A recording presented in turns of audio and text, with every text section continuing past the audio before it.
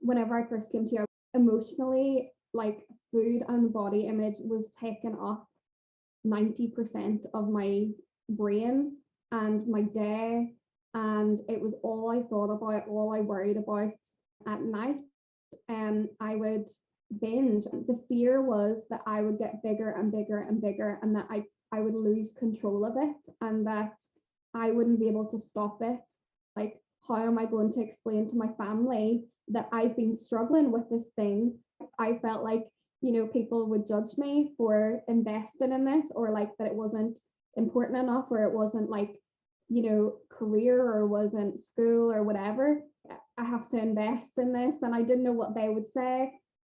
And thankfully, I've just the best family ever, and they were like, you have to do this. I think one of the most important things is like, because of all of the emotional work and learning about what food does for you, what nutrients it has, I look at food as fuel now. And I remember at the very start of the course, like that was one of the biggest things where I started choosing things that would make me feel better. And I found myself choosing vegetables and choosing like things like that over maybe like heavier, greasier foods, just because of how I felt. And it was like a guilt-free decision.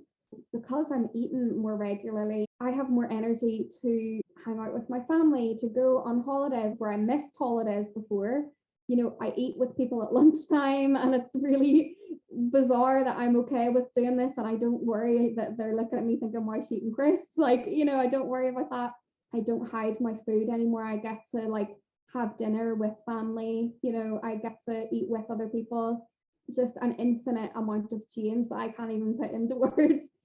If there's anyone watching that thinks like, okay, that worked for her, but it can't work for me, or I can't do that, like that she can do it, but I cannot explain how difficult it was. Like, I can't explain how hard, like how much this had a grip on me, and how much I felt like that, and I felt like I could never get over it, and this is me, and I identified with it. And it's really hard work, but it did happen.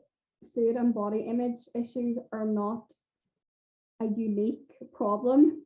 There are so many people with this issue.